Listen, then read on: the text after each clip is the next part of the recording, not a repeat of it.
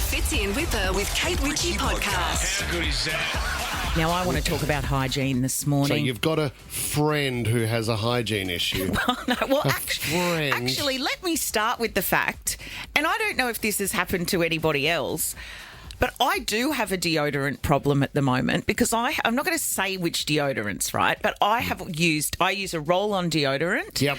And I've used this. I love it. You have to use a roll-on. Where do you use it? Under my arms. A lot of people use it more than just under their arms. I do know some people who have put it under their arms, under their bosoms if they are heavier on the top.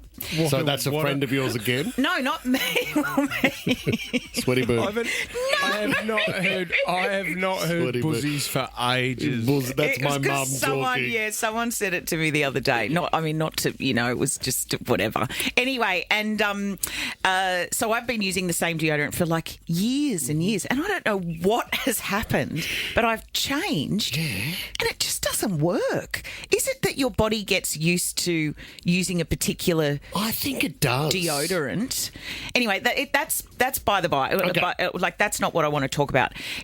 This is about the grossness of sharing things in the house and maybe something you would never share. Okay. So give us a call, 13 24 10. Some people are weird about the toothbrush. You shouldn't share toothbrushes with your partner, for example. Well, you would with your family. With your wife or your husband, you would. And the kids, you let them use your toothbrush on holidays sometimes, don't you? Well, I think so if you've left it behind, because they always get you at the airport, don't they, if you've forgotten your toothbrush. I'm a bit funny about the toothbrush. Why? But then Lisa is fine to use my toothbrush, and she will if she needed to, but then she won't use her towel if I've accidentally used it. Why? So what's wrong with sharing a towel? Maybe because you're hairy, so when you use the towel, your towel would be soaking. I get wet. He needs 3 towels to dry off. He does one for the back. Anyway, we don't need to go through it. Okay. So this mother, and maybe it's a sign of the times, she doesn't want to spend a lot of money. Her husband is disgusted because he's looking for his deodorant one morning, comes into the bathroom, she's in the shower, where's my deodorant? And she said, I don't know, check the kids' room. He said, oh, that'd be right. Little Bobby's probably stolen my deodorant again. Why can't you buy him his own? And she said, well, I'm not. That's his deodorant as well. He said, what do you mean? She said, well, we all share our roll-on deodorant, which I guess is different to the spray because there's no body contact with that. But he's like, just go and spend the money. She said, it costs a fortune. Now, I've just been Googling. Yeah, it does. Well, a spray can's about $10 and a roll-on's about $3 to $4. Right. Depending if you're not buying it at the airport, obviously. I refuse to pay full price for deodorant. You wait for half price. Yeah. There's always 2 for half $1. price. Costco, Always. online, police sales. But then you've got to always switch them up. So you may get Dove 1 minute, then you get your Rexona next. I can't do that. This is the thing. I've got to stick with the same one. I would rather use someone's toothbrush than their roll-on deodorant. No, you wouldn't. Yeah, I would. Someone else's brush in your mouth. Well, not you guys. In your mouth. But my partner, like a partner or yeah. Yes. So the mouth, you don't... I'm fine with the mouth, but not with the underarm. So you're less concerned with the mouth and the underarm. That is, I'd be the other way around. For some reason, I would find the underarm a little bit weird because I think of sweatage. Too. See, I'm not fixed on one deodorant either because I'll use my something sport, but then I'll use Lisa's Brute 33 sexy boutique bouquet, which I think she has at the moment. No, she doesn't. It's called Lisa, sexy bouquet. Lisa is never using anything called sexy bouquet. It's really good. What was the one you'd use? I don't know if it's still on the shelves. Chanel Actually, I think 5? it is. Impulse. No. Yeah, and you'd go into like the gym, in the gym, and it stinks worse than body odour. Yeah. The Fitzy and Whipper with Kate Ritchie podcast. This is very, very exciting. This is an amazing story of Elizabeth Lee Miller. She was an American photographer and photojournalist. And during World War II, she was a war correspondent for Vogue magazine, covering some horrific events. The lady that portrays her in the latest movie, Lee, is the magnificent Kate Winslet. And she joins us now. Kate. Welcome to the show, Kate Winslet. Such a pleasure to have you here. I feel very at home. The tone of your show, I have to say, I can already tell, it's a lot like Chris Evans, a brilliant radio He is good, journalist. isn't he? He's fantastic, Chris. Yeah, you guys are a lot like Chris, I think. I'm not sure that we've ever spoken. We certainly haven't had you here in the studio, and this show's been on for 14 years. You decide to come here, and then the royal family trump you and turn up at the same time. Have you rung the king and said, come on, mate, this is my time? Do you know, I met King Charles years ago.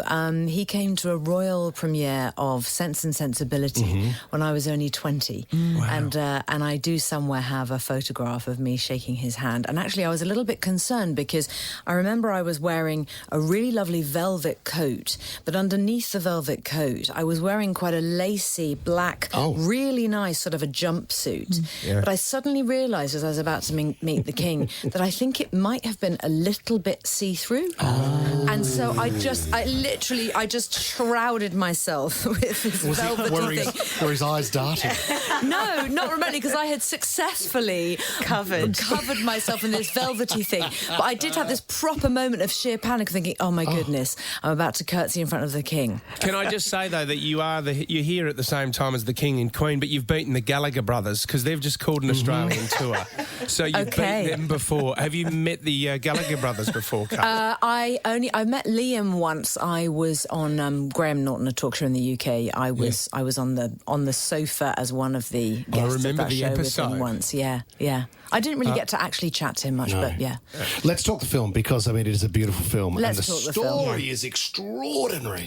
You must have been so inspired by the bravery of one person. Yes, I absolutely was. So this film covers a decade in Lee's life, just before, during and immediately after the war, when she used that camera, her Rolleiflex camera that hangs around the neck and sits in front of the heart. It doesn't typically come up to the eye. By using her camera in this way, she could look down into her image. It has quite a wide lens. And once her frame was set and her focus was in place, it then enabled her to lift her eye and meet the gaze of the person or the people that she was photographing, and therefore be present. You know, that's why her photography was so unique. The one that I want to, and I hope that I'm not giving too much away here, but there's a very famous photo, Kate, of where she found herself in Hitler's house. And this is after he had passed, and she found herself in the bathroom, in Hitler's bathroom. She took a very famous photo of her taking a bath in Hitler's bath. Can I ask you, was that sort of a moment of triumph for her? Do you think that that was a photo that she needed to take to say that we had triumphed over Hitler? Well, I think there are many things to say about that particular image, which is such an extraordinary image. It is, as you point out, it's probably one of the most, if not the most iconic photograph of Lee Miller, in fact, taken by her buddy, Davy Sherman, who was a photographer for Life magazine. So on the day of the liberation of Dachau, Lee and Davy bribed their way into Hitler's Munich apartment, only to discover that there was already an entire regiment in there pretty much having a party and helping themselves to drinks and having cocktails. And yeah, there was a bathroom. Lee and Davy absolutely stank. They hadn't changed their clothes for 6 weeks. They hadn't touched hot water for 6 weeks either. Yeah. So when they ran that tap and found that the water was hot, she got in that bath and she had a damn fine soak. And then I think in the moment, she thought to herself, hang on a minute, this is a scoop. But what is significant about that image, most significant of all, is the mud from her boots. She stamped it into the lemon yellow bath mat belonging to Hitler, treading the dirt of his crimes. The dust of Dachau, where she had been that morning, she left that mark behind. And that, to me, is an extraordinary thing. Kate Winslet, we started an initiative here, a social initiative called 36 Months. And you have been so fantastic in pointing out to the world the dangers of social media. So 36 months is the idea of changing the law here in Australia from 13 to 16. Oh, wow. And we've made fantastic progress. Oh, great. You've spoken so beautifully on this topic. A message for the Prime Minister about how important this is? I slightly shy away from giving messages to important political figures, but what I would certainly say is that the fact that there is a conversation about it that is gaining momentum in this country is incredibly important, because what that's doing, it's making families feel seen and heard. And if parents feel that they can bump into each other at the school gates and have an exchange about what they're going through, I think matters more than anything else. For families, that's really important. Yeah. Thank you. Kate, we know how busy you are. Your portrayal of Lee Miller is unbelievable. The movie is out in cinemas. Thank you so much for your time and making your way into the studio here. It's been a highlight of our year. Thank you very much, Kate. Thank you for having me. The Fitzy and Whipper with Kate Ritchie podcast. I cannot believe this story. This is an entry for worst bloke ever, yeah? Yes. Worst bloke ever. I mean, I'll let you be the judge, because she doesn't seem to have a problem with it. How about this? This is the headline. Woman takes care of paralysed husband for 6 years, gets dumped after he recovers. I mean, talk about payback or some kind of, appreciation or gratitude for what somebody has done for you. Okay, I'll talk you through it. Give me the details. This story's coming out of Malaysia. This guy's been awfully injured in a car accident, but paralysed. She is doing absolutely everything for him.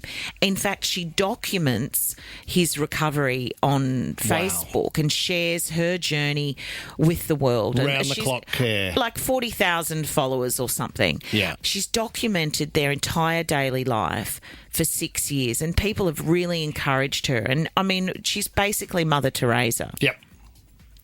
So he gets better and they drop off the face of the earth, the Facebook, for a while there. And now she's come out congratulating whatever his name is. Let me just try and find it here. Narul. Congratulating her ex-husband and his new bride in a Facebook post. She says, "Congratulations to my husband. I hope you are happy with the one you chose. IFA." And IFA, please take good... I've got a few things to say about this. Please take good care of him like I did. I am done with him now. Now it is your turn to take over. Now, of course, people are... Worst bloke ever. Worst bloke ever. Honey, the job you've done has actually been too good. I'm even better than I was before. I mean, And I'm hitting the town, babe. This woman, as I said, her level of forgiveness and acceptance is incredible. You hear these stories quite often, and it's so disheartening. And I'm not likening; it's just popped into my head then. Yeah. I'm not saying that these people are like Narul and this lovely wife in Malaysia, but didn't we talk recently about the people on the block where there was he was having the relationship with the woman, and he went and participated on the block, left his business to the girlfriend to look after, won the block or something. I don't know what he did. He came out, and then he had begun a relationship with a makeup artist or something. Yeah. See you later. So she was heartbroken Really because had a she'd good time on the show. stood by him over all that time. One of the other entries we've had on the show for worst bloke ever was the guy who... sorry, I'm not saying that guy's the worst bloke ever. I think you were. I was That's the just saying category. it was a similar No, he's story. definitely a submission in worst bloke ever. Well done on the block. Sorry. It was the guy who they didn't realise until the hens party that all their friends were pregnant at the same time. Two sisters and a best friend that were pregnant at the same time to the one guy. Worst bloke ever. And they only put it together when it was the hens party, and they said, you know what, why don't we do cupcakes and things at the start, and then our men can come and join us towards the end of the hens party. Baby shower. It was a baby shower. Yeah. Towards the end of the baby shower. The dad can turn up. Dad turned up. All three of them. No way. Extraordinary. Worst bloke ever. Oh, look, I'm sure there are lots of people listening thinking, I know the worst bloke ever. I was in hospital having our third child and he was off with Amanda. Was he? I don't know who Amanda is. Was I he just on the picked block that. as well, was I he? just picked that No word. way. Oh, my God, what a twist. Fitzy and Whipper with Kate Ritchie is a Nova podcast. For more great shows like this, download the Nova Player via the App Store or Google Play. The Nova Player.